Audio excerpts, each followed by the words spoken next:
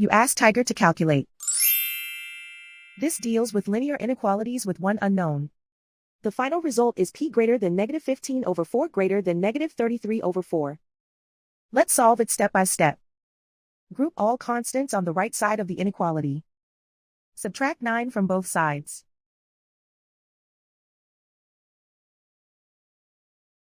Simplify the arithmetic.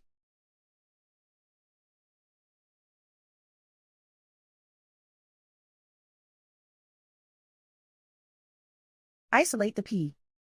Multiply both sides by inverse fraction 5/4.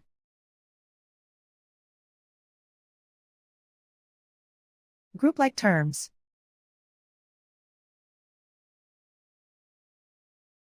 Multiply the coefficients.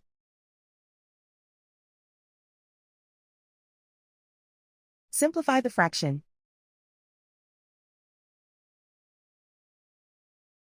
Multiply the fractions.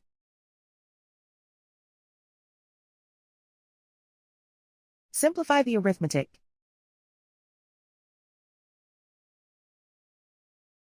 Plot the solution on a coordinate grid. And so the final result is p greater than -15/4 greater than -33/4.